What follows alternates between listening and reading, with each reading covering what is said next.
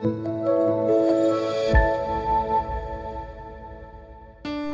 sidang jemaat yang dikasihi Tuhan. Selamat berjumpa kembali dalam sarapan rohani pada hari ini, Senin 25 Januari 2021. Saya berharap kita semua ada dalam keadaan baik dan sehat, dalam sukacita yang Tuhan beri bagi kita. Sebelum kita merenungkan firman Tuhan, mari kita berdoa. Tak henti-hentinya kami menaikkan syukur kami kepadamu ya Allah, sebab sungguh Engkau Tuhan kami yang baik, yang setia di dalam kehidupan kami. Pada pagi hari ini, sebelum kami melanjutkan segala tugas tanggung jawab kami rindu untuk membaca dan merenungkan firman Tuhan.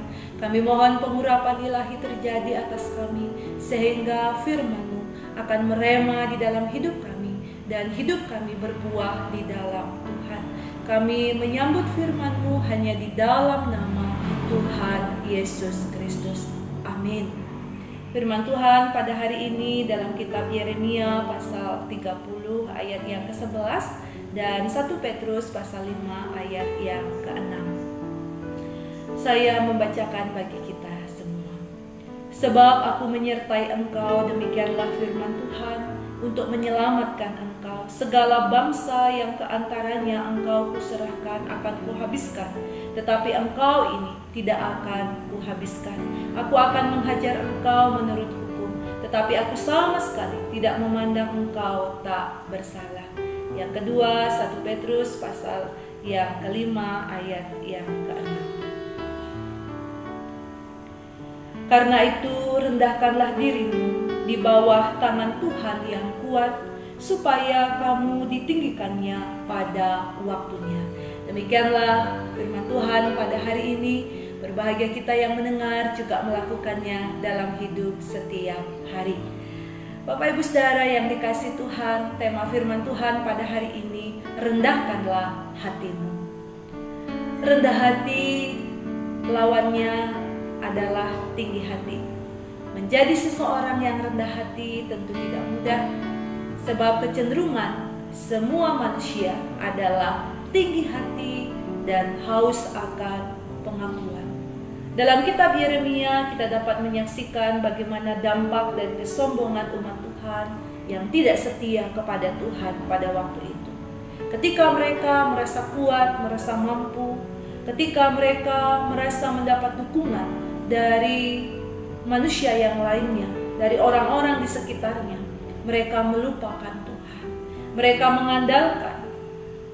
mengandalkan kekuatannya sendiri. Bahkan mereka meninggalkan Tuhan di dalam kehidupan mereka, sehingga mereka harus menanggung akibat dari perbuatan dosa mereka, yaitu pembuangan. Bahkan penderitaan-penderitaan yang lain mereka alami di dalam kehidupan mereka. Namun ketika mereka berbalik kepada Tuhan, dan ketika mereka datang merendahkan diri di hadapan Tuhan, maka di situ Tuhan datang kepada mereka melalui firman-Nya. Tuhan memberikan pengharapan kepada mereka bahwa mereka tidak akan dihabiskan, namun tetap ada konsekuensi yang harus mereka terima. Tuhan tetap menunjukkan janjinya bahwa Tuhan menyelamatkan kehidupan mereka. Kerendahan hati bisa membawa umat untuk menerima belas kasihan Tuhan.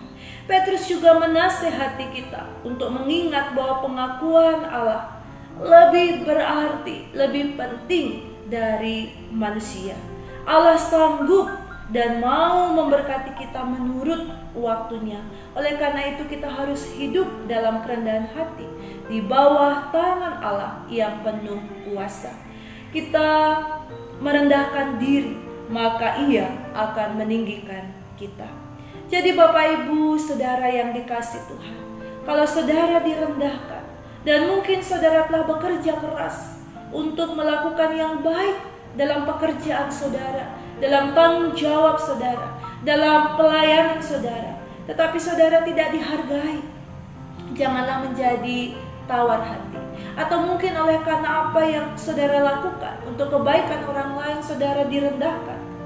Dalam bagian firman Tuhan ini, firman Tuhan mengingatkan kita Mari kita tetap menghadapinya dalam kerendahan hati. Tetaplah taat kepada Tuhan tanpa memandang situasi yang ada. Dalam segala pergumulan yang kita hadapi, jangan membuat kita menjadi rendah diri. Jangan membuat kita menjadi tawar hati. Dalam segala keberhasilan yang kita alami, yang kita miliki, janganlah menjadi sombong atau tinggi hati. Tetapi mari kita tetap merendahkan hati di hadapan Tuhan. Ingatlah, pengakuan Allah lebih penting dari pengakuan manusia.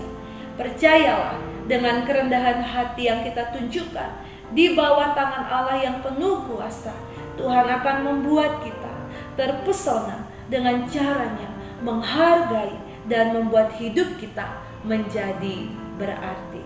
Hiduplah dalam kerendahan hati, maka Ia akan meninggikan kita pada waktunya. Selamat hidup dalam kerendahan hati dan tetap bergantung pada kekuatan kuasa Allah. Maka di situ kita melihat bagaimana Allah menyertai dan memberkati kehidupan kita. Tuhan Yesus memampukan kita hidup dalam kerendahan hati. Amin. Mari kita berdoa. Ya Tuhan yang Maha Kasih, terima kasih atas firman-Mu pada hari ini. Kami memohon ampun jikalau seringkali kami menjadi sombong, menjadi tinggi hati dalam kehidupan kami, ketika kami merasa berhasil, ketika kami memiliki apa yang ingin kami raih dalam kehidupan kami ya Allah, sehingga kami melupakan Tuhan. Ampunilah kami ya Allah, dan mampukan kami untuk hidup dalam kerendahan hati.